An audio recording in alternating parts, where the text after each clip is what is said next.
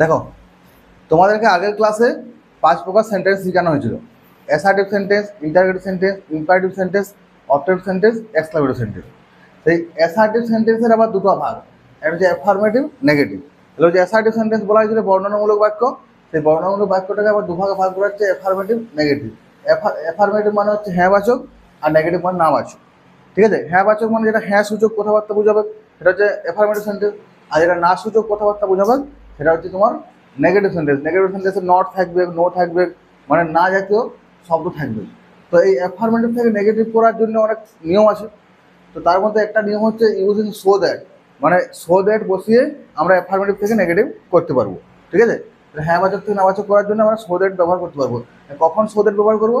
দেখো, affirmative sentence মানে হ্যাঁ বাচক বাক্যে যদি T double too dot dot dot dot মানে মাঝে কিছু ওয়ার্ড থাকবে, যে টি ও টু থাকে, তাহলে তার পরিবর্তে সো দ্যাট বসিয়ে নেগেটিভ করা হয়। তাহলে বোঝা গেল, অ্যাফার্মেটিভ সেন্টেন্সে যদি too dot dot dot to থাকে, তার পরিবর্তে সো দ্যাট বসিয়ে নেগেটিভ করা হয়। দেখো অ্যাফার্মেটিভে কী গঠনটা রয়েছে, প্রথম সাবজেক্ট, তারপর ভার্ব, তারপর টি ডবল টু, তারপর অ্যাডজেক্টিভ অথবা অ্যাডভার্ব, তারপর টিও টু, তারপর ভার্বের প্রেজেন্ট ফর্ম, তারপর বাকি অংশ। এবার এটা যখন নেগেটিভ করছে, কী করছে, সাবজেক্টটা যেমন আছে সেরকম থেকে যাচ্ছে, ভার্বটা যেমন আছে সেরকম থেকে যাচ্ছে। ঠিক আছে, এই টি ডবল টু এর জায়গায় কী হচ্ছে, টি ডবল টু এর জায়গায় শো বসছে। ঠিক আছে, টি ডবল টু এর জায়গায় শো, অ্যাডজেক্টিভ অ্যাডভার্ব যেমন থাকছে সেরকম থেকে যাচ্ছে। আর কি বলছে, এই টি ও টু এর জায়গায় দ্যাট বসছে, যে সাবজেক্ট বসছে the can not, could not. তাহলে আমাদেরকে দুটো জিনিস মনে রাখতে হবে। কি মনে রাখতে হবে? এই টি ডবল টু এর জায়গায় এসো শো বসাবো। ঠিক আছে, যখন অ্যাফার্মেটিভ নেগেটিভ করবো, টি ডবল টু এর জায়গায় এসো শো বসাবো। আর এই যে টি ও টু এর জায়গায় কি বসাবো? দ্যাট সাবজেক্ট ক্যান নট অথবা কুড নট, এতটা বসাতে হবে। তাহলে মনে রাখতে হবে, টি ও টু এর জায়গায় শো বসাবো, আর টি ও টু এর জায়গায়, টি ডবল টু এর জায়গায় এসো শো, আর টি ও টু এর জায়গায় দ্যাট সাবজেক্ট প্রেজেন্ট টেন্স হলে ক্যান নট, পাস্ট টেন্স হলে কুড নট, যখন একটা বসে দেবো ক্যান নট অথবা কুড নট।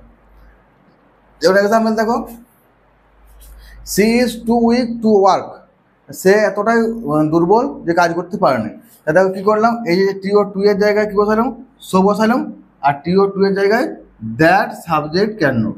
ঠিক আছে, she is too weak that she can not work.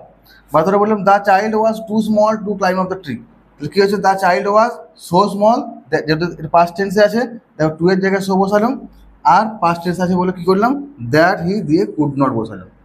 ঠিক আছে, এই হচ্ছে ব্যাপার। একটা এক্সাম্পল দিচ্ছি, তোমরা নিজেরা করো।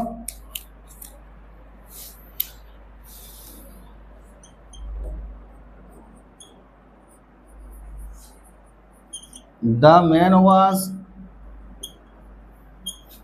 too tired to walk. ঠিক আছে, এটা নিজেরা করো। The man was too tired to walk, তাহলে প্রথমে কি আছে এখানে, টি ডবল টু যে কী করবো, দেখো দ্য ম্যান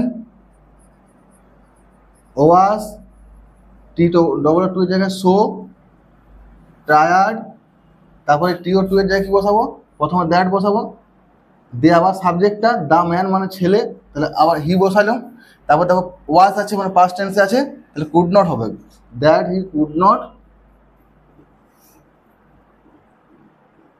ওয়ার্ক। বুঝা গেল?